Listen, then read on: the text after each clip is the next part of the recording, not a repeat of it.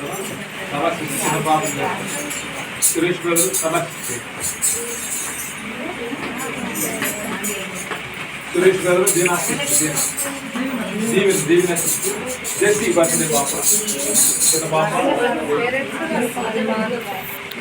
అందరూ సైలెంట్గా ఉండండి.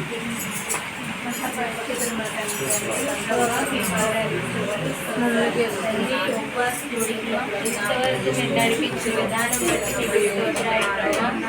అయా అయా సురేష్ గారిని గారిని బిడ్డల్ని మీ పాదాల దగ్గర పెడుతున్నాం.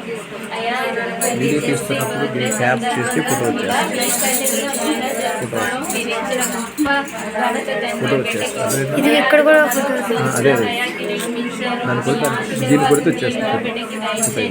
ఆకాశ వాక్యాన్ని మీ బిడ్డను దీవించండి, ఆశీర్వదించండి ప్రభా.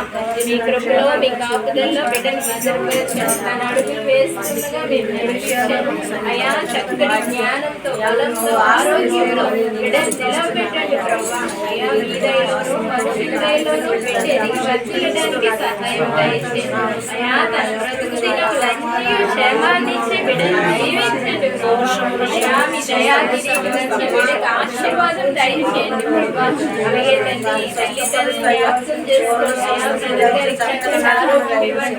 జాబ్లో మీరు తోడుగా ఉండండి.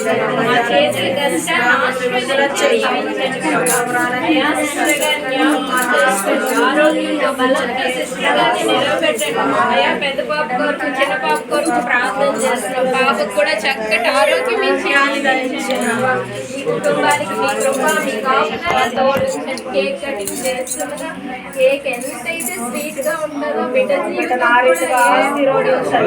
స్వీట్ గా ఉంటుంది. సాగడానికి సహాయం తండ్రి కుటుంబానికి ఉంచి నడిపించమని యేసుక్రీస్తు వారి నామములో ప్రార్థించి అడిగి వేడుకున్నాం తండ్రి.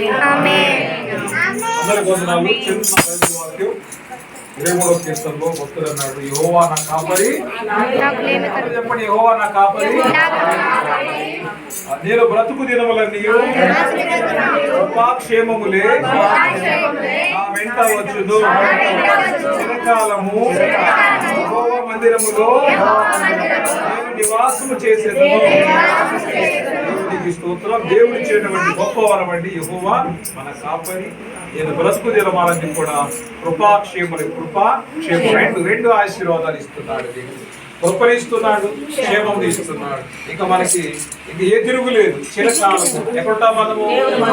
యెహోవా మందిరములో ఉంటాం. ఎలా ఉండాలంటే ఒలివ మొక్కల్లాగా ఉండాలి. దేవుని స్తోత్రం. హల్లెలూయా, హల్లెలూయా.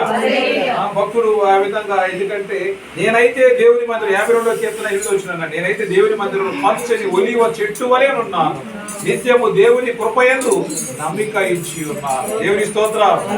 నీవు దాన్ని నెరవేర్చింది కనుక నేను నిత్యము నిన్ను స్తుతించేదను. నీ నామము నీ భక్తుల దృష్టికి ఉత్తమైనది, నేను దాన్ని స్మరించి కనిపెట్టుచున్నాను. దేవుడు ఈ మాటలు దీవించి జెస్సీ విషయంలో దేవుడు దీర్ఘాయుష్ను దయచేసి మంచి జ్ఞానమును తెలివితేటలు పెట్టించి, మరి తల్లిదండ్రుల ప్రేమ ఎందు, పెద్దల దయందు, టీచర్ల దయందు, మరి ఒక సమాజంలో ఒక ఉన్నతమైన స్థానంలో పెట్టిన దేవుడు నిలబెట్టి మంచి ఆరోగ్యాలతో దినదినం కూడా అభివృద్ధి చేస్తూ బిడ్డకు క్షేమములు దేవుడు దయచేసి మంచి భయభక్తులతో బిడ్డ దేవుని కొరకు మరి ఒలివ మొక్కలాగా దేవుని మంది నిలబడి బిడ్డగా దేవుడు తీర్చి కాపాడుగా.